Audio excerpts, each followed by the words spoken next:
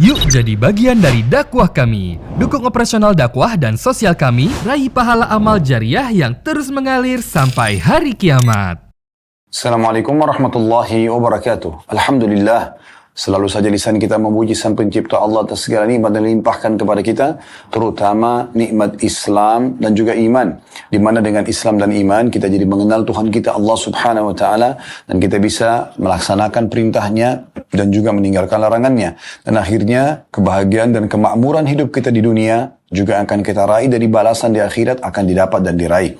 Semoga Allah Subhanahu wa taala menjadikan kita selalu saja istiqamah, beriman, beramal soleh karena Allah Subhanahu wa taala, dan juga Allah jauhkan kita dari segala mara bahaya, cobaan yang mungkin tidak bisa kita lalui, sehingga Allah Subhanahu wa taala mudahkan kita untuk bisa menghadapinya, serta juga semoga Allah Subhanahu wa taala menyatukan kita semua di surga firdausnya tanpa hisab sebagai balasan di akhirat nanti. Dan selalu kita doakan agar negara kita menjadi negara yang aman, tentram, damai, seluruh umat Islam di bawah naungan ukhuwah Islamiyah, dan dalam hal ibadah mereka kembali kepada wahyu Al-Quran dan Sunnah, serta juga semoga saja Allah Subhanahu wa taala memberikan hidayah petunjuk para pemimpin kita agar selalu saja menjalankan amanah dengan baik, dan Allah memberikan balasan yang sempurna terhadap apa yang telah mereka berikan untuk agama, negara, dan juga untuk masyarakat, serta semoga Allah Subhanahu wa taala memaafkan kesalahan-kesalahan yang telah mereka lakukan. Juga semoga Allah Subhanahu wa taala menjadikan kita masyarakat yang selalu gotong royong, bekerja sama, menyatukan hati dan juga barisan kita agar menjaga keamanan dan ketentraman negara kita, kemakmurannya, dan semoga Indonesia insya Allah menjadi contoh bagi negara-negara yang lain. Allahumma amin. Teman-teman sekalian, di hari Jumat yang mulia ini penuh dengan berkah, kita akan melanjutkan bedah buku kita Sahih At-Targhib Tarhib, dan insya Allah kita masih berada di kitab sedekah, masih di bab yang sama, bab ke-17, anjuran memberi makan dan minum, serta ancaman menolak memberi makan dan minum. Kita akan masuk insya Allah pada kesempatan ini hadis ke-10. Dengan sanad sahih dan urutan 953 dari awal belajar. Berbunyi dari Abu Hurairah radhiyallahu anhu bahwasanya Rasulullah sallallahu alaihi wasallam bersabda, "Man asbaha minkumul yawma sha'ima." Faqala Abu Bakar radhiyallahu anhu, "Ana." Faqala, "Man at'ama minkumul yawma miskina." Faqala Abu Bakar radhiyallahu anhu, "Ana." فقال من تبع منكم اليوم جنازة فقال أبو بكر رضي الله عنه أنا فقال من عاد اليوم مريضا فقال أبو بكر رضي الله عنه أنا فقال رسول الله صلى الله عليه وسلم ما اجتمعت هذه الخصال قط في رجل dalam kurung في يوم إلا دخل الجنة. Terjemahannya teman-teman sekalian, kata Rasulullah sallallahu alaihi wasallam, siapa di antara kalian yang berpuasa pada hari ini? Selepas sholat subuh, Nabi SAW bertanya kepada para sahabat yang ada di masjid pada saat itu, siapa di antara kalian yang berpuasa pada hari ini? Maka Abu Bakar berkata, saya. Kemudian Rasulullah SAW bertanya lagi, siapa di antara kalian yang memberi makan orang miskin pada hari ini? Maka Abu Bakar radhiyallahu anhu mengatakan, saya. Lalu Rasulullah SAW berkata lagi, siapa di antara kalian yang hari ini mengantar jenazah? Kata Abu Bakar radhiyallahu anhu, saya. Kemudian Rasulullah SAW bertanya lagi, siapa di antara kalian yang menjenguk orang sakit pada hari ini? Maka kata Abu Bakar radhiyallahu anhu, saya. Lalu Rasulullah SAW bersabda, tidaklah sifat-sifat ini terkumpul pada diri seseorang dalam kurung dalam satu hari, melainkan dia pasti masuk ke dalam surga. Hadis ini diriwayatkan oleh Ibnu Khuzaimah dalam Sahihnya. Teman-teman sekalian, seperti biasa hadis ini akan kita coba berikan penjelasan umum dulu, lalu kita akan masuk rincian satu persatu faedah dan manfaat yang bisa diambil dari hadis ini. Semoga Allah Subhanahu wa taala ikhlaskannya dan jadikan sebagai tambahan ilmu yang bermanfaat. Allahumma amin. Teman-teman sekalian, hadis ini mengandung pesan-pesan Nabi SAW yang sangat mulia. Dan ini menunjukkan retorika yang sangat baik dari Nabi SAW. Tidak selamanya Nabi SAW langsung spontan menyampaikan saja apa yang beliau inginkan. Tetapi seringkali Nabi SAW mendatangkan contoh-contoh, kemudian melempar pertanyaan untuk menarik perhatian audiens. Sehingga akhirnya ilmu itu jauh lebih siap untuk diterima. Dan apalagi memang dibuktikan ada yang mempraktekkannya. Di antaranya adalah yang kita baru dengarkan tadi, bagaimana Nabi SAW tidak menyebutkan langsung misalnya siapapun yang memberi makan, siapapun yang mengantar jenazah, siapapun yang menjenguk orang sakit pada satu hari maka dia akan masuk surga. Bisa saja begitu kan? Tapi Nabi SAW tidak seperti itu. Beliau menanyakan kepada para sahabatnya, para kaum muslimin. Siapa di antara kalian, kata Nabi SAW, ya, siapa yang tiba di pagi hari ini dalam kondisi berpuasa? Nabi SAW tidak bilang, siapa yang berpuasa, ya, lalu kemudian akan masuk surga, tidak. Tapi Nabi SAW mengatakan, siapa di antara kalian yang berpuasa pada pagi ini? Maka Abu Bakar menjawab, saya Rasulullah. Siapa di antara kalian yang memberi makan orang miskin hari ini? Abu Bakar mengatakan, saya Rasulullah. Ini yang kedua. Yang ketiga, Nabi SAW mengatakan lagi, siapa yang mengantar jenazah pada hari ini? Kata Abu Bakar, saya Rasulullah. Yang keempat, kata Nabi SAW, siapa yang menjenguk orang sakit pada hari ini? Kata Abu Bakar, saya Rasulullah. Lalu Nabi SAW baru bilang, tidak ada 4 hal ini berkumpul pada seseorang dalam satu hari, kecuali dia akan mendapatkan jaminan surga. Baik teman-teman sekalian, ini adalah penjelasan umum daripada hadis. Kita akan masuk ke faedah hadis. Yang pertama teman-teman sekalian, kita langsung masuk saja ke faedah yang sangat mulia, yaitu indahnya retorika Nabi SAW. Ini yang paling pantas untuk kita jadikan sebagai faedah. Karena Nabi SAW adalah sebaik-baik suri tauladan bagi setiap orang beriman.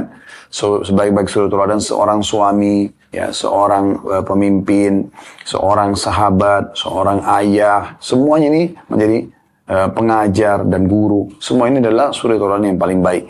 Dan Nabi SAW di sini mengajarkan sebuah retorika yang menarik sekali, yaitu menanyakan siapa yang sudah melakukan ini, lalu kemudian menitip pesan bahwasanya ini akan membawa ke dalam surga. Retorika ini sangat menarik untuk digunakan pada saat mengajar misalnya.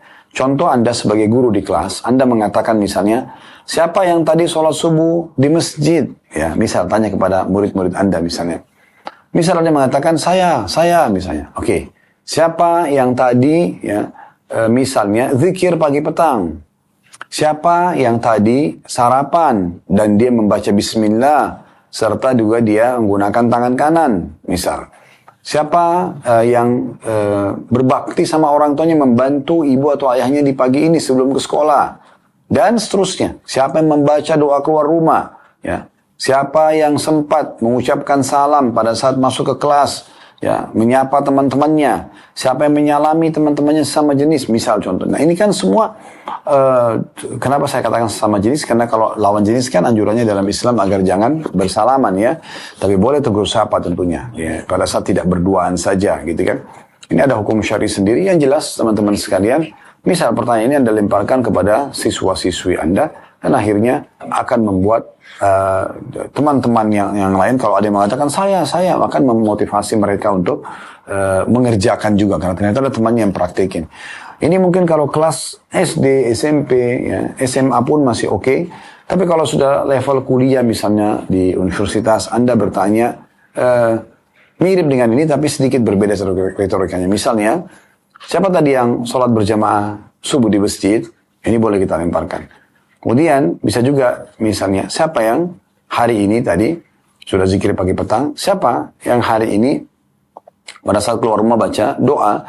Siapa yang hari ini sempat misalnya kalau dia di luar kota menelpon kedua orang tuanya meminta keridhoannya misalnya, atau kalau bersama satu rumah maka dia meminta izin kepada mereka dan seterusnya, maka ini juga kita bisa lemparkan. Kalau dia mengatakan saya ketahuilah bahwasanya itu adalah semua perintah agama yang sangat mulia dan akan membawa ke surga misalnya.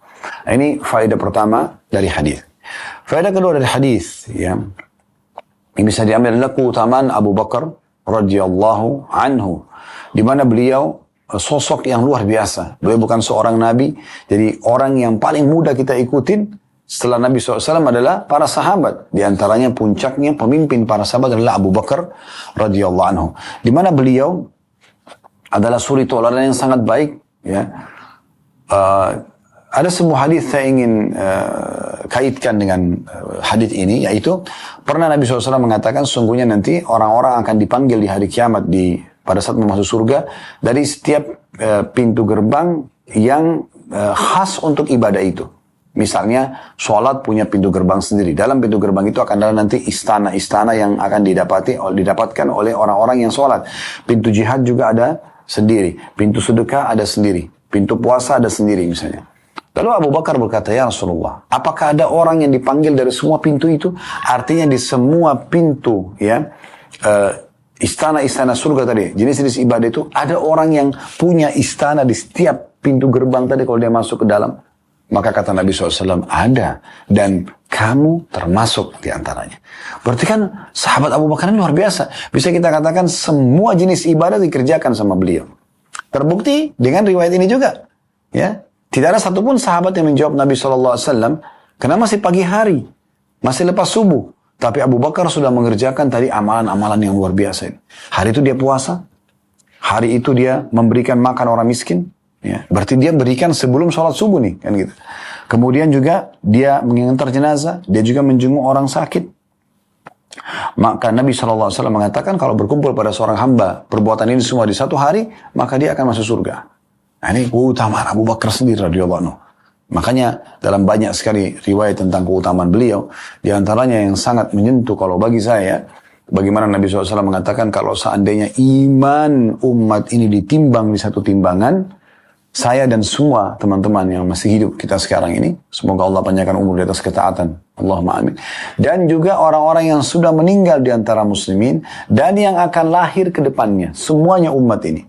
Disatukan imannya di satu timbangan, lalu iman Abu Bakar ditimbang di timbangan yang sebelahnya, tetap iman Abu Bakar akan lebih kuat. Bayangkan satu orang mengalahkan seluruh imannya umat ini. Itu bagaimana keimanan beliau. Abdullah bin Mas'ud radhiyallahu anhu pernah menjelaskan poin ini. Beliau mengatakan, kami tidak ada bedanya dari sisi ibadah dengan Abu Bakar. Kayak misalnya, Abu Bakar sholat, kami sholat. Abu Bakar puasa, kami puasa. Abu Bakar sedekah, kami sedekah. Tetapi, kami belum bisa menyamai Abu Bakar dari sisi keyakinannya. Luar biasa. Abu Bakar itu sangat yakin dengan semua apa yang Allah dan Rasulnya janjikan. Walaupun tidak masuk di akal. Dan sangat jauh dari apapun yang diancamkan, karena beliau yakin akan menimpa bagi orang-orang yang melakukan pelanggaran. Jadi ini kedudukan yang luar biasa gitu. Ya, kedudukan yang luar biasa bagi Abu Bakar radhiyallahu anhu. Sampai Umar pernah mengatakan, saya berharap bisa menjadi salah satu dari bulu yang ada di dada Abu Bakar. Karena luar biasanya. Anda pernah dengar Uthman bin Affan bagaimana keutamanya sangat luar biasa sampai dijamin masuk surga oleh Nabi SAW dan menjadi anak mantu Nabi SAW. Sampai dia diistilahkan membeli surga dengan hartanya karena sukanya bersedekah. Apakah Anda sudah tahu masuk Islam di tangan Abu Bakar? Berarti semua pahala Uthman dipanen oleh Abu Bakar. Apakah Anda sudah tahu bahwasanya Zubair bin Awam, Talha bin Ubaidillah, Abdurrahman bin Auf, semua sahabat-sahabat Nabi masuk Islam di tangan Abu Bakar?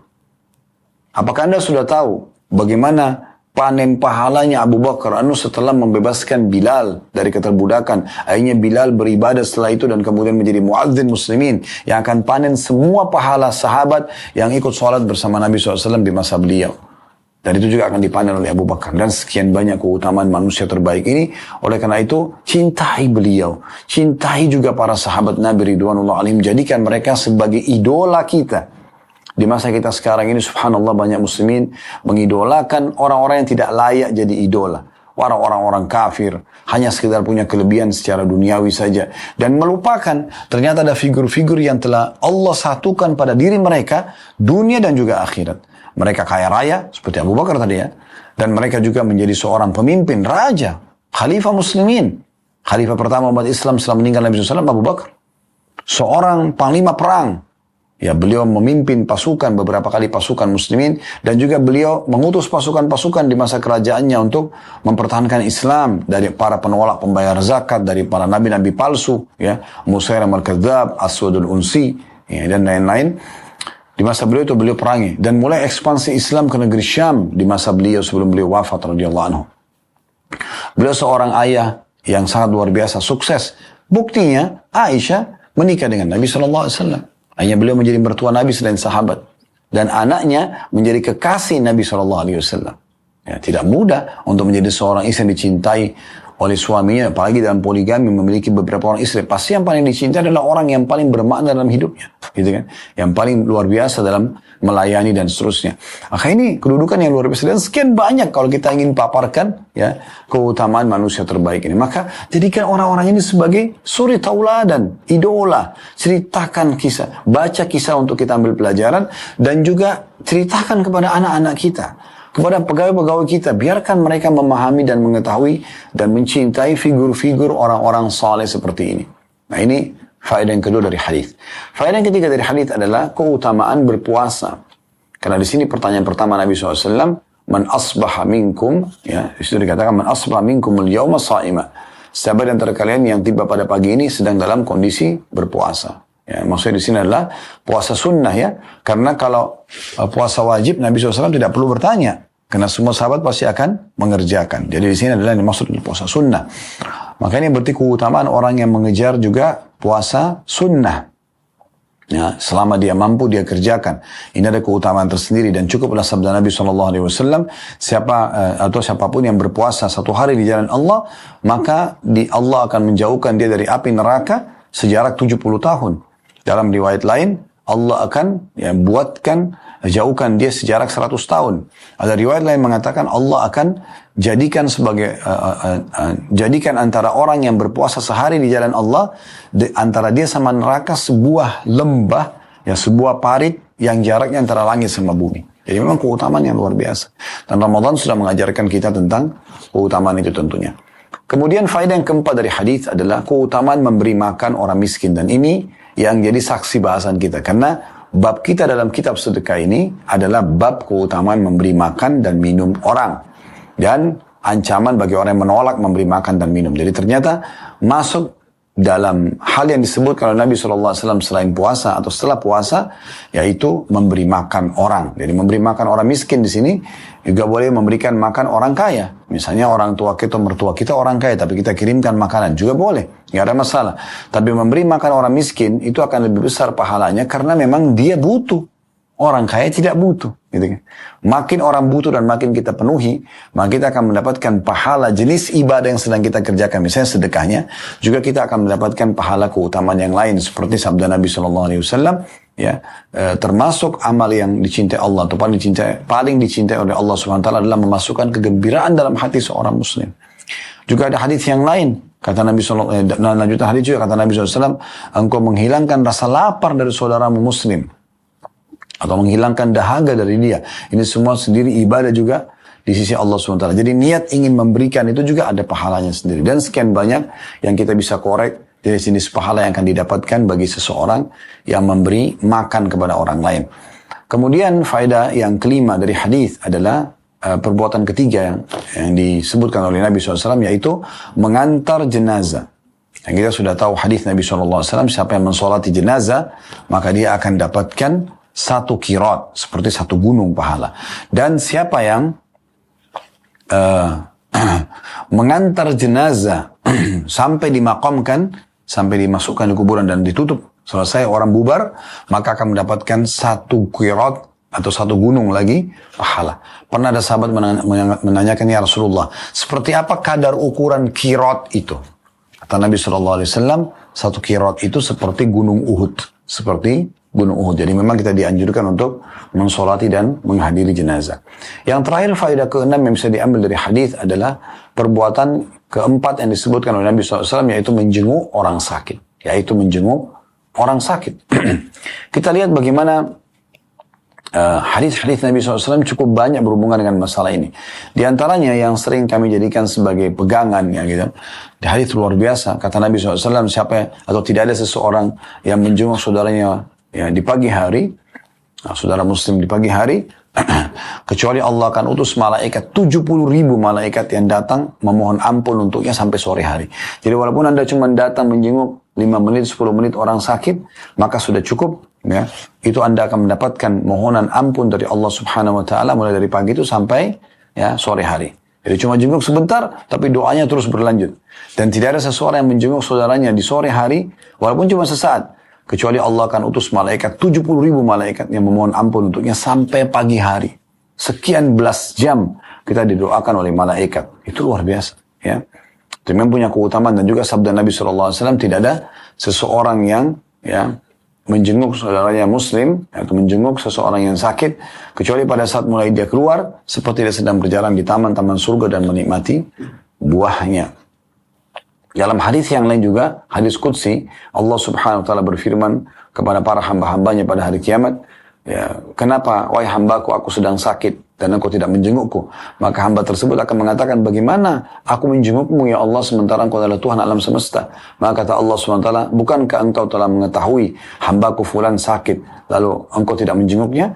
Kalau seandainya engkau menjenguknya, engkau akan mendapatkan aku di sana. Maksudnya mendapatkan balasan dari sisiku yang cukup besar hanya dengan menjenguknya. Dan sekian banyak keutamaan menjenguk orang sakit. Tapi saksi bahasan kita adalah memberi makan kepada orang miskin. Jadi ini sudah sering kami ulangi dari awal bab kita ini ya. Teman-teman sekalian, berbagi makanan ya, bisa kita traktir orang. Selalu kita bayarin orang lain makan. Sampai sebagian salaf mengatakan, aku memberikan makanan kesukaan 10 sahabatku, lebih aku sukai daripada semalam suntuk aku sholat malam gitu. Karena luar biasa keutamaan di sisi Allah Subhanahu wa ta'ala gitu. Memberi makan ini sangat besar. Traktir orang. Jadi jangan selalu ditraktir saja. Ya. Tapi bagaimana kita mentraktir orang lain berlumba-lumba membayar makanan tersebut. Atau Anda masak di rumah dan Anda lebihkan makanan. Anda lebihkan makanan. Ini sesuai dengan perintah Nabi SAW kepada sahabat yang mulia Jabir radhiyallahu anhu. Hai Jabir, kalau kau masak, lebihkanlah dan berikanlah kepada para tetanggamu. Kemudian bisa juga dengan cara yang lain. Makanan yang sedang Anda miliki, Anda bagi. Ya. Anda punya satu porsi makanan, Anda bagi. Dan ini biasanya bisa terjadi pada orang-orang yang tidak punya kemampuan. Misalnya dia hanya dapat makanan pembagian dari orang lain. Dia masih bagi makanan tersebut. Diberikan kepada orang lain, dia berbagi. Ya, sehingga dia tidak makan sendirian. Nah, ini juga termasuk dalam keutamaan memberi makan orang. Baik teman-teman sekalian, kita akan masuk insyaAllah ke hadis ke-11. Hadis ke-11. Dan ini mirip dengan tadi yang kami sempat singgung ya. Saya akan bacakan hadis ke-11 dalam bab ini dengan sanad hasan di ghairihi, menjadi hasan karena dikuatkan dengan riwayat-riwayat lain.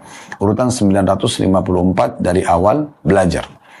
Diriwayatkan dari Umar bin Khattab radhiyallahu anhu, dia berkata, su'ila Rasulullah sallallahu alaihi wasallam ayyul a'mali afdal? Qala idkhaluka as-surura 'ala mu'min ashba'ta jaw'atahu aw kasawta 'awratahu aw qadaita lahu hajah.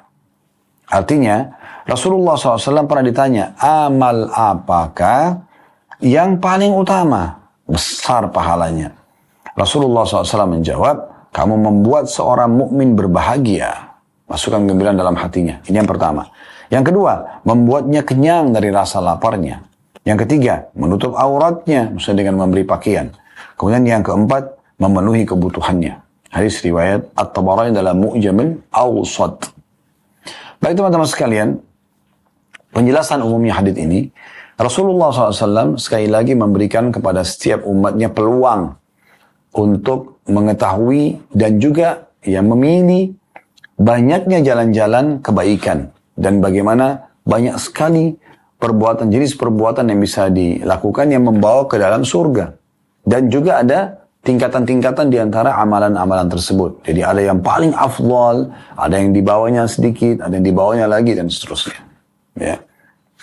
Di sini teman-teman sekalian, kita ambil faedah yang pertama dari hadis tentang pentingnya seseorang bertanya urusan agama di saat Anda tidak mengetahuinya. Dengan ikhlas, karena ingin belajar ilmu agama. Karena ingin belajar ilmu agama. Ini sebuah poin penting, ya, di mana kita mempelajari ilmu agama itu selain dengan mendengarkan, selain dengan membaca, selain dengan menulis, ya, selain dengan mengulang-ulanginya, juga bertanya. Dalam majelis semua boleh bertanya, tapi tentu ada adab dan tata keramanya. Anda ikhlas karena Allah Subhanahu wa Ta'ala, Anda meringkas pertanyaan sesuai dengan diharapkan saja, tidak usah curhat dengan para ustadz atau ustazanya. Jadi memang ini disampaikan langsung tentang hukumnya. Misalnya suami saya mengucapkan kalimat talak, apakah jatuh dalam kondisi begini misalnya, dan seterusnya. Ini contoh saja. Kemudian juga pertanyaan tersebut bukan dengan tujuan untuk mengetes ataupun menjatuhkan pemateri, ya, sehingga akhirnya Anda betul-betul murni untuk mendapatkan informasi dan panduan sesuai dengan Islam. Dan yang keempat, Anda juga mengharapkan pahalanya dari Allah Subhanahu wa taala dengan Anda bertanya, Anda jadi tahu dan juga orang lain jadi tahu, ya. Ini juga bisa kita masukkan dalam pertanyaan tersebut, ya, Allahu a'lam. Jadi ini faedah pertama dari hadis tentang pentingnya seseorang untuk bertanya ilmu yang dia belum ketahui dengan tadi poin-poin yang sudah kami sebutkan. Faedah kedua dari hadis adalah apa yang Nabi SAW sebutkan pada saat sahabat ini bertanya, amalan apa yang paling baik, maksudnya yang paling besar pahalanya. Maka Nabi SAW sebutkan di antaranya adalah idkhaluka surura ala mu'min. Engkau memasukkan rasa gembira ke dalam hati seorang mukmin. Apa saja? Anda menghiburnya, menanyakan kabarnya, memenuhi kebutuhannya, menjenguknya pada saat sakit. Intinya memasukkan kegembiraan dalam hatinya. Sehingga dia merasa Anda punya jasa, punya kebaikan kepada dia. Nah, ini siapa saja? Boleh suami istri. Ini yang paling gampang nih, suami istri bisa dapat tiap hari pahala ini. Orang tua dengan anak, anak dengan orang tua, ya, saudara dengan saudara, orang yang satu rumah, ya. Kemudian baru keluar eksternal rumah, ya. Kalau internal rumah tadi, kalau eksternal rumah itu seperti tetangga, teman-teman di luar sana, ya. Umumnya orang, ya, kita memasukkan kegembiraan dalam hati mereka. Banyak sekali menunjukkan jalan, menjawab pertanyaannya, misalnya menasihati kalau minta nasihat, apa saja yang membuat dia senang. Maka ini pahala di sisi Allah Subhanahu wa ta'ala. Subhanallah, ini sederhana, ya, tapi banyak orang yang tidak melakukannya. Bahkan kadang-kadang ada orang yang acuh tak acuh menganggap tidak penting untuk apa saya hibur dia. Nah, contoh misalnya. Tapi ini tolong teman-teman sekalian, jangan pernah dikemas dan diambil potongan-potongan ceramah kemudian dijadikan sebagai hujjah atau alasan untuk membenarkan sikap kalau terjadi pelanggaran agama, ya. Seperti misalnya, oh ini pacar saya lagi sedih nih, maka saya masukkan kegembiraan dalam hatinya. Nah, pacaran dalam Islam tidak dibolehkan, kecuali tadi saya sudah bilang, istri misalnya atau suami, itu berbeda, ya. Jadi jangan ditarik ke situ, ya. Oh, saya traktir teman-teman saya di diskotik mabuk-mabuk, itu kan masukkan kegembiraan juga dalam hati. Oh enggak, ini beda, ya. Kenapa disebutkan sini idkhalukas surura ala mu'min? Kenapa ada ala mu'min? Memasukkan kegembiraan dalam hati seorang mukmin, karena mukmin tidak bermaksiat. Ya, Allahu a'lam. Yang ketiga, teman-teman sekalian, faedah dari hadis adalah tentang faedah atau keutamaan orang yang memberikan makan. Ini saksi bahasan kita. Ya, di sini dikatakan ashba'ta jau'ata. Engkau mengenyangkan rasa laparnya. Nah, jadi memberi makan orang yang lapar dengan memberi makan orang yang tidak lapar, ya, sepertinya beda pahalanya nih. Karena orang kalau lapar tuh dia lebih butuh. Nah, di saat kita memberikan orang yang lebih butuh, maka itu akan lebih tepat sasaran. Walaupun semua ada pahalanya insya Allah. Tapi ini saksi bahasan kita, memberi makan orang lain. Faedah keempat dari hadis adalah au kasauta aurata, atau engkau menutup auratnya, maksudnya dengan memberikan pakaian. Dan ini juga termasuk keutamaan, ya, berbagi pakaian, ya, yang bisa dia tutup auratnya, apalagi pakaian-pakaian yang syar'i, yang agamis, ya, pakaian takwa biasanya orang bilang, ya, bukan baju takwa, tapi pakaian yang berisikan ketakwaan kepada Allah, gitu, ya. Laki-laki apa aja, gamis, koko, kemeja, celana yang kira-kira menutup aurat dia, itu juga dengan perempuan, ya. Ini saran saja dari kami. Anda yang Allah SWT berikan kemudahan, kenapa Anda setiap jalan keluar Allah berikan Anda rezeki? Kenapa Anda tidak siapkan busana muslimah di mobil? Setiap kali Anda lewat di lampu merah, Anda melihat ada orang miskin, selain Anda berikan uang, berikan juga busana. Anda mendapatkan pahala sedekah uang dengan pahala uang bajunya, gitu kan? Jadi kasih ke mereka busana-busana itu, mukennah misalnya, ya. Siapa tahu dengan itu dia dapat hidayah, dia sholat misalnya, ya kan? Berikan sejadah, berikan buku, sampai disisipkan uang, maka itu sangat besar manfaatnya. Jadi Anda bisa meraih lebih besar faidah. Ya, karena pertemuan sama mereka hanya hitungan 1-2 menit saja, ya, atau kurang dari itu, ya.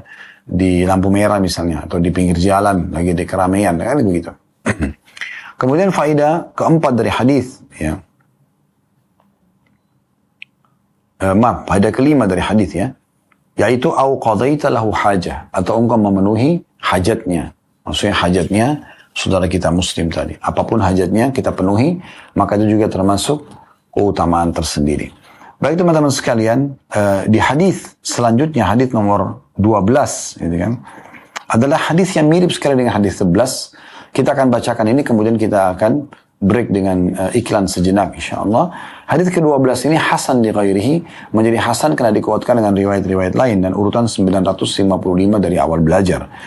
Dan ia diriwayatkan oleh Abu Ash-Sheikh dalam Ats-Tsawab dari hadis Ibnu Umar radhiyallahu anhuma dengan riwayat senadah. Dan dalam salah satu riwayatnya, ahabbul a'mali ila Allah azza wa jalla sururun tudkhilu ala muslim aw takshifu anhu kurba aw tatrudu anhu ju'an aw taqdi anhu daina. Terjemahannya, amal yang paling diciptakan, amal yang paling dicintai oleh Allah azza wa jalla, Allah yang maha mulia dan maha tinggi, adalah kebahagiaan yang kau berikan kepada seorang muslim. Ya, kegembiraan yang kau masukkan dalam hatinya. Seperti tadi, ya. Kemudian yang kedua, kamu mudahkan kesulitannya. Ya, berikan dia solusi dari kesulitannya. Kemudian yang ketiga, kamu menghilangkan kelaparannya. Ini saksi bahasan kita. Dan yang keempat, kamu membayarkan hutangnya. Kamu membayarkan hutangnya. Kita langsung saja masuk ke hadits ini. Kurang lebih semakna dengan sebelumnya. Kita langsung masuk ke faedahnya. Faedahnya adalah faedah tambahan tentunya. Kalau memasukkan kegembiraan dalam hati seorang muslim, sudah kita jelaskan tadi di hadis nomor 11. Kalau menghilangkan darinya permasalahan, ya, takshifu anhu kurba, engkau memudahkan kesulitannya. Ini tambahan faedahnya. Jadi kalau tadi sebelumnya ada kurang lebih 5 faedah, ya, dari hadis yang sebelumnya, kita tambahkan faedah ke-6.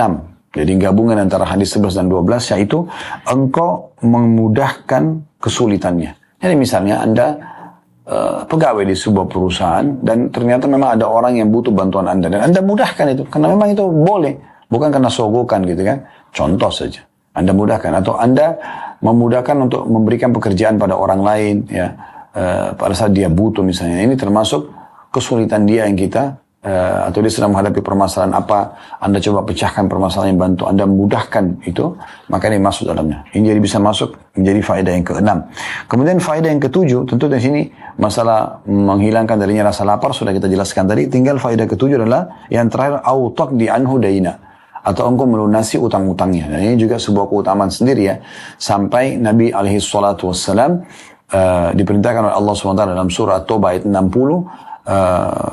memasukkan salah satu orang yang berhak menerima bantuan zakat adalah gharim, atau orang yang terlilit utang. Karena memang ini utang, kalau melilit orang itu sulit sekali, apalagi kalau dia berhadapan dengan pemilik piutang yang tidak memiliki imanan, dia jauh dari syariat, sehingga dia menjadikan sebagai ribawi, ya, riba.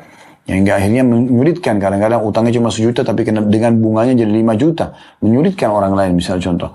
Ya, cuma utang 50 juta jadi 500 juta, dan seterusnya. Maka itu sulit, ya.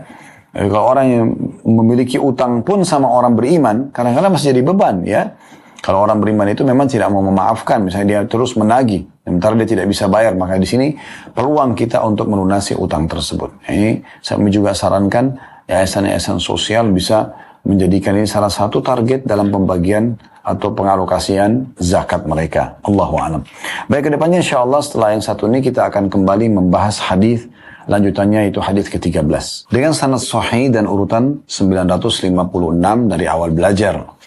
Berbunyi dari Abdullah bin Amr radhiyallahu anhuma, an rajulan ja'a ila Rasulillah sallallahu alaihi wasallam faqala inni anzi'u fi haudi حتى إذا ملأته لإبلي ورد علي البعير لغيري فسقيته فهل لي في ذلك من أجر فقال رسول الله صلى الله عليه وسلم في كل ذات كبد حر أجر.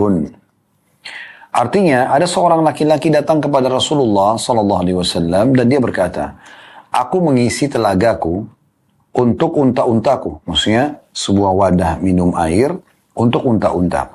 Ketika airnya penuh, datanglah seekor unta milik orang lain. Lalu aku memberinya minum. apakah itu berpahala bagiku? Maka Nabi SAW bersabda, pada setiap pemilik hati yang kering, dalam kurung karena haus, terdapat pahala. Hadis ini riwayat Ahmad dan rawi-rawinya adalah thiqah dan juga masyhur. Baik, kita lanjutkan lagi hadis nomor 14 karena mirip serupa ya. Hadis ini hadis sahih, urutan 957 dari awal belajar, berbunyi dari Mahmud ibn Rabi' rahimahullah, beliau berkata, anna Suraqah bin Ju'shum radhiyallahu anhu qala, ya Rasulullah, ad-dallatu taridu ala hawdi فهل لي فيها من أجر إن سقيتها قال اسقها فإن في كل ذات كبد حر أجر. Bahwa Suraqah bin Jush'um radhiyallahu anhu berkata, ya Rasulullah, ternak yang tersesat mendatangi telagaku. Apakah aku memperoleh pahala jika aku memberinya minum? Nabi SAW bersabda, berilah ia minum, karena pada setiap pemilik hati yang kering dalam kurung karena haus, terdapat pahala. Hadis ini diriwayatkan oleh Ibnu Hibban dalam Sahihnya, dan diriwayatkan pula oleh Ibnu Majah dan Al-Baihaqi, dan keduanya dari jalur Abdurrahman bin Malik bin Ju'shum, dari bapaknya, dari pamannya, kemudian Suraqah bin Ju'shum atau Suraqah bin Ju'shum radhiyallahu anhum.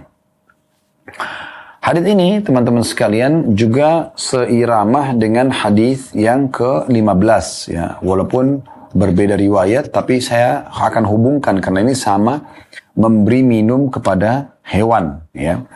Hadis 15 ini ada 15A dan 15B. 15A-nya dengan sanad sahih urutan 958 dari awal belajar, berbunyi dari Abu Hurairah radhiyallahu anhu bahwa Rasulullah sallallahu alaihi wasallam bersabda, bainama rajulun yamshi bi tariqin اشتد عليه الحر فوجد بئرا ونزل فيها فشرب ثم خرج فإذا كلب يلحث يأكل الثرى من العطش فقال الرجل لقد بلغ هذا القلب من العطش مثل الذي كان بلغ مني ونزل البئر فملأ خفه ثم أمسكه بفيه حتى رقي فسقى الكلب فشكر الله له فغفر له قالوا يا رسول الله إن لنا في البهائم أجرا faqala fi kulli kabidin rotbatin ajrun.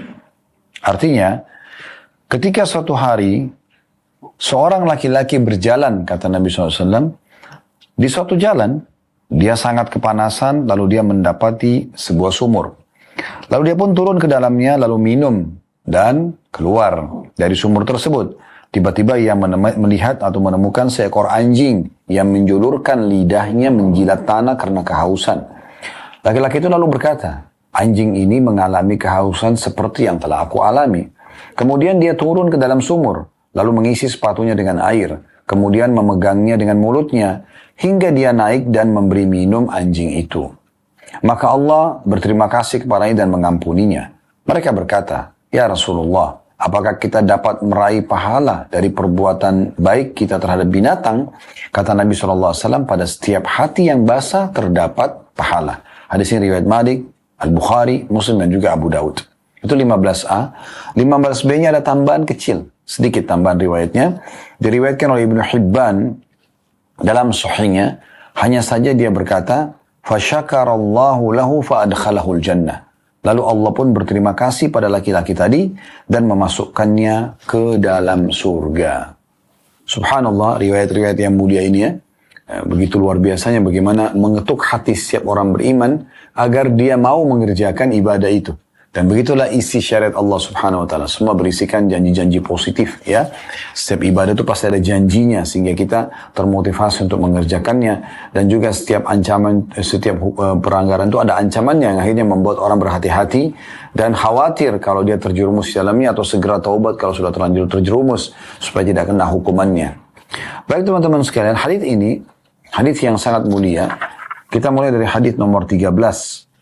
Bagaimana Abdullah bin Amr menceritakan ada seorang laki-laki yang datang kepada Nabi SAW, kemudian dia pun menanyakan, ya Rasulullah, saya menyiapkan wadah minum untuk unta-untaku, kemudian atau unta-unta saya, gitu kan? Karena tadi saya sudah gunakan kosakata saya, atau kita gunakan aku saja. Ya Rasulullah, aku menyiapkan untuk unta-untaku telaga atau bejana, air. Dan pada saat aku siapkan, ada unta orang lain datang dan ikut minum. Apakah aku dapat pahala dari unta yang minum, ikut minum itu? Kata Nabi SAW, iya, di setiap hati yang basah maksudnya, yang merasa haus, ada pahala. Ini hadis luar biasa, nih, riwayat yang luar biasa gitu. Ternyata teman-teman sekalian, kita bisa mendapatkan pahala bukan hanya dari manusia, tapi dari hewan-hewan, dari tumbuh-tumbuhan, kita bisa mendapatkan pahala. Ini luar biasa dalam Islam ya. Ada satu riwayat yang pernah kami temukan dalam sejarah Umar bin Khattab radhiyallahu anhu. Beliau pernah menerima surat dari Amr bin As radhiyallahu anhu, gubernur beliau yang ada di Mesir. Karena yang diutus oleh Umar bin Khattab untuk menaklukkan Mesir tahun 20 Hijriah adalah Amr bin As radhiyallahu anhu ajma'in, dan setelah Amr bin As berhasil menaklukkan Mesir, beliau dinobatkan jadi gubernur. Nah, beliau selalu coba berusaha memakmurkan Mesir dengan berbagai macam metode dan retorika yang beliau mampu.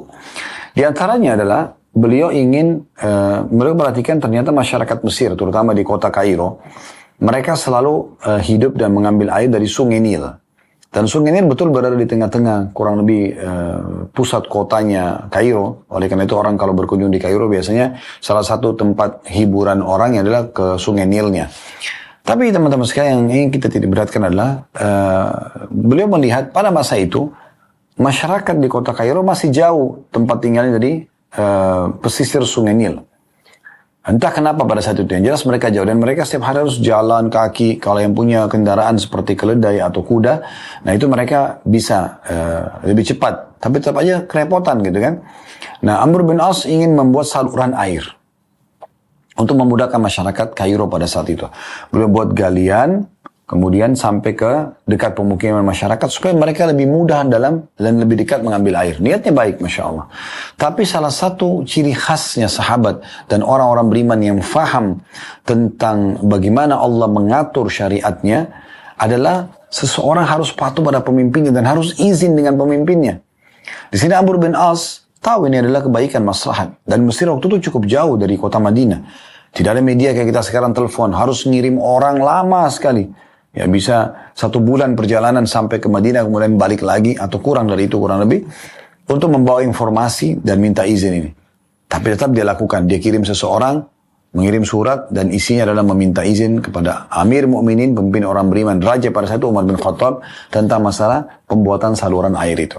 Jawaban Umar apa? Ini yang sangat unik gitu. Beliau mengatakan, wahai Amr, setelah menjawab salamnya segala macam, ini adalah jawabanku, aku khawatir engkau akan membebankan tanah di atas kemampuannya. Ini mungkin orang banyak tidak faham apa maksudnya Umar radhiyallahu anhu. Tapi bentuk kasih sayang seorang mukmin sampai pada tingkat ke tanah, gitu. Tanah pun gitu. Sampai beliau mengatakan, seakan-akan Umar mengatakan, coba cek dulu yang benar. Tanah yang kamu mau gali itu buat saluran air, layak nggak menampung air nih? Jangan sampai dia tidak bisa gitu. Di atas kapasitasnya. Mungkin sekarang dengan ilmu teknologi, ilmu pendidikan yang berkembang pesat ya, mungkin ini akan ditemukan ini secara ilmiah ternyata apa alasan Umar radhiyallahu anhu. Tapi luar biasa itu orang beriman. Ini sedikit tambahan saja ya. Yang jelas kita kembali ke tadi, teman-teman sekalian, ternyata berbuat baik pada manusia, sama muslim, sama orang non muslim ada pahala. Berbuat baik pada hewan ada pahala ya. Jadi apapun yang kita niatkan dari kebaikan semuanya ada pahalanya. Kita langsung saja masuk kepada faedah dari hadis. Faedah yang pertama, kita mulai dari hadis nomor 13, yaitu tentang pentingnya seseorang menyampaikan tentang sebuah kejadian kalau itu benar, untuk menyebarkan faedah dan manfaat kepada orang lain. Diambil daripada cerita Amr bin As radhiyallahu anhu. Jadi yang menyampaikan riwayatnya Amr bin As, Abdullah bin Amr, anaknya Amr bin As ya, Abdullah bin Amr radhiyallahu anhu. Beliau mengatakan, telah datang seseorang kepada Nabi SAW, lalu mengatakan, dari cerita tadi ya, ya Rasulullah, saya menyiapkan minum buat unta-unta saya, ternyata ada unta orang lain ikut minum di situ. Apakah saya dapat pahala dari unta itu? Maka Nabi SAW menyampaikan hadisnya. Ini kan satu faedah penting ini. Ya, jadi harusnya tidak luput dari setiap orang yang menyampaikan hadis ini. Bagaimana kecerdasan Abdullah bin Amr bin As radhiyallahu anhu dalam menyampaikan apa yang terjadi, dan akhirnya dia ikut panen pahala. Ya. Kalau seandainya yang sedang menghadapi kasus ini yang menceritakan riwayat, ya, cuma dia saja, maka dia panen pahala. Tapi di sini Abdullah bin Amr bin As radhiyallahu anhu itu berhasil meraih pahala bersama dengan ya orang tersebut hanya dengan menukil gitu kan. Kayak misalnya, oh saya pernah hadir di pengajian Ustadz Fulan, memang ada orang bertanya begini, kemudian jawabannya seperti ini. Nah bisa saja begitu kan. Contohnya saja, ini faedah pertama. Faedah kedua dari hadis, ternyata ya ada pahala pada saat kita menyiapkan makanan dan minuman kepada hewan, ya kepada hewan. Kalau riwayat nomor 13 disebutkan tentang unta, menyiapkan minum untuk unta, gitu kan?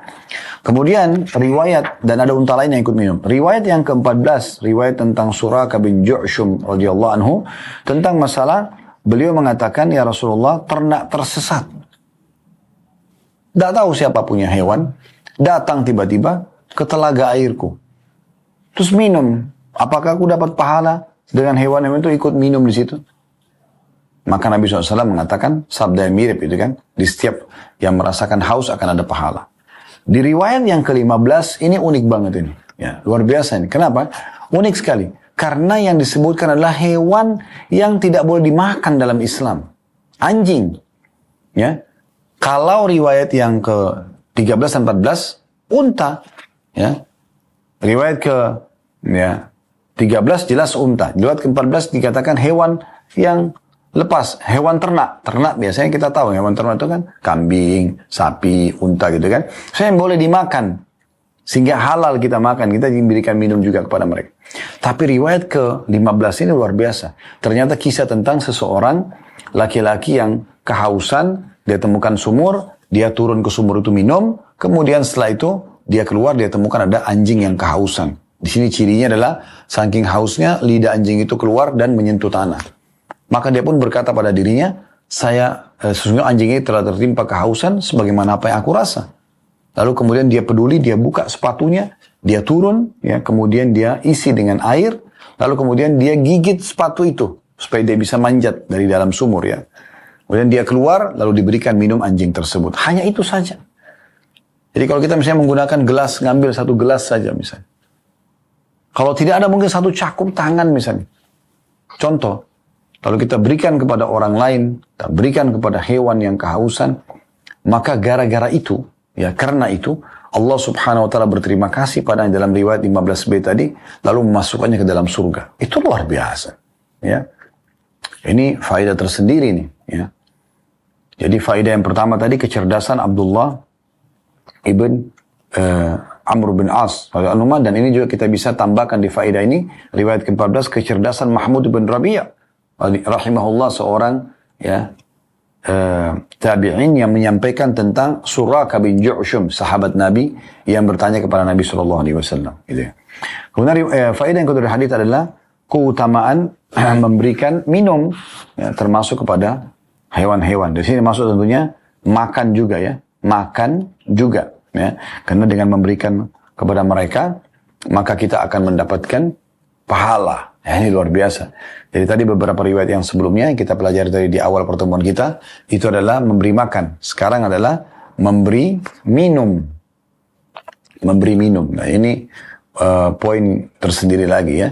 Jadi biasanya orang kalau makan pasti butuh minum. Ya, gitu. Itu juga umumnya orang minum bisa juga dihidangkan dengan makan. Ya. Tapi kalau kita pilih salah satunya juga boleh saja. Tidak ada masalah. Nah, paling bagus kalau Anda memberikan makanan bungkus, sudah ada makanannya, ada air mineralnya kan gitu. Jadi kita mendapatkan pahala dari dua sisi. Dan yang terakhir teman-teman sekalian, ternyata faedah ketiga, masuk ke dalam surga sangat mudah. Ya, sangat mudah dan banyak jalan kebaikan menuju ke surga.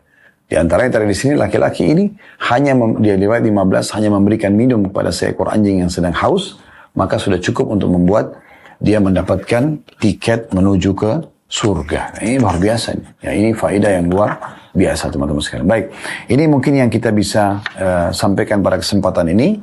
Kita akan lanjutkan insya Allah ke depannya hadis ke-16 ya. Kembali saya mengajak teman-teman sekalian untuk mendukung channel dakwah termasuk channel kami ini. Dan akan Anda subscribe dan juga like serta berikan komen positif untuk YouTube-nya. Serta tekan loncengnya supaya Anda selalu mendapatkan informasi yang baru dari kami. Serta teman-teman juga di Facebook dan di Instagram untuk selalu dukung tentunya ya. Dan media apapun dengan cara masing-masing tentunya. Semoga ini bisa mengikut sertakan Anda bersama kami di pahala. Dan ingat, dukung juga semua channel-channel yang menyampaikan ilmu-ilmu agama yang benar sesuai dengan wahyu pemahaman para salafus saleh. Semoga saja ini juga kita bisa partisipasi bersama mereka di pahala. Kalau ada benar dari Allah, kalau ada salah dari saya mohon dimaafkan. Subhanakallah wa bihamdika. Ashhadu an la ilaha illa anta astaghfiruka wa atubu ilaik. Wassalamualaikum warahmatullahi wabarakatuh.